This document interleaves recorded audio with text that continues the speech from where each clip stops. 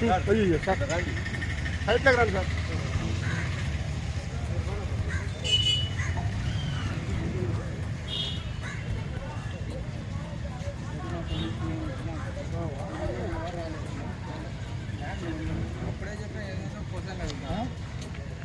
Sir.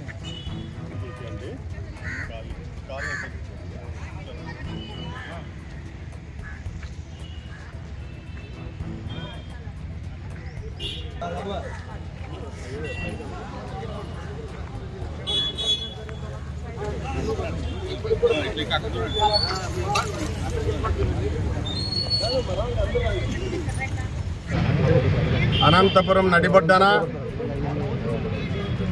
15వ తారీఖు తెల్లారుజాము నుంచి ఇక్కడ ఒక రాజకీయ హస్తమతో రెవెన్యూ అధికారులందరినీ ఉపయోగించుకొని ల్యాండ్ ఆర్డర్ అందరినీ దగ్గర పెట్టుకొని ఎంతోమంది కబ్జాదారులందరినీ చుట్టూ ఉంచుకొని మరి ఇక్కడ మధ్యతరగతి కుటుంబాలు ఇండ్లు కట్టుకుంటే ఎప్పుడో 45 సంవత్సరాల కిందట నుంచి ఇది ఒకరి చేతుల నుంచి ఒకరి చేతుల్లో మార్పులు వస్తున్నాయి.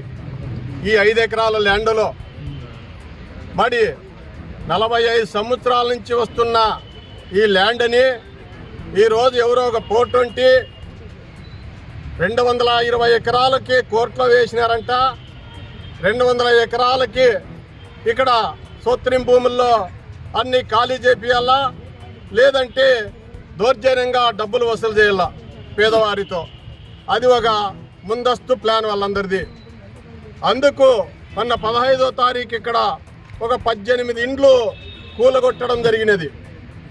మరి ఇది అనంతపురం నగరం నడిబొడ్డన ఇంత అన్యాయం జరుగుతుంటే పెద్ద పెద్ద మీడియా పత్రికలన్నీ ఏమైనాయి, పెద్ద పెద్ద ఛానళ్ళన్నీ ఏమైనాయి, రాజకీయ పార్టీలన్నీ ఎక్కడున్నాయి, ప్రజా సంఘాలు కుల సంఘాలు దీని మీద ఒక తిరుగుబాటు చేసేటప్పుడు మిగిలిన వారంతా ఎక్కడ దాక్కున్నారు?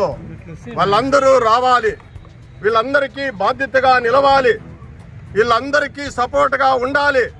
రాబోయే రోజుల్లో ఒక పక్క న్యాయపరంగా పోరాటం చేస్తాం, మరి ఓ పక్క ఉద్యమాలు ద్వారా ప్రజల్లోకి తీసుకెళ్తాం. ఇక్కడ జరుగుతున్న అన్యాయాలను చూస్తున్నాం. కోర్టులో జరిగిండేది ఒకటి, కోర్టులో అయిపోయిందని చెప్తుండేది ఒకటి. అంటే ఇక్కడ మేధావులు లేరా? ఇక్కడ అధికార ప్రతినిధులు లేరా? మరి ఇక్కడ ప్రజాస్వామ్యం లేదా అనంతపురంలో? కాబట్టి ఇప్పటికైనా దీని వెనుకుండే రాజకీయ ఎమ్మెల్యే గారు తప్పనిసరిగా తప్పుకోవాలి. వాళ్ళకి ఉండేది మంచి పేరుంది గతంలో.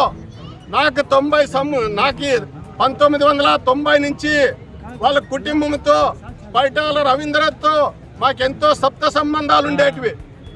మేము విప్లవ సిద్ధాంతాల నుంచి బయటికి వచ్చి ప్రజా ఉద్యమాలు నడుపుతున్న వ్యక్తులం మేము. మరి ఆయన ఏ రోజు కూడా 10 సంవత్సరాల అధికారంలో ఉన్నాడు. ఎక్కడా కూడా పేదలది ఒక్క సెంట కూడా ఆక్రమించిన చరిత్ర లేదు. ఎక్కడా కూడా పేదలపైన కబ్జాలు చేసిన చరిత్ర లేదు.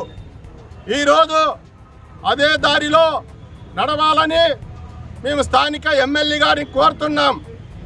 ఎందుకంటే మీకు ఇంకా రాజకీయ భవిష్యత్తు ఉంది, పిల్లలున్నారు, వాళ్ళు కూడా రాజకీయాల్లో రావాలని కోరుకునే వాళ్ళు చాలామంది ఉన్నాం.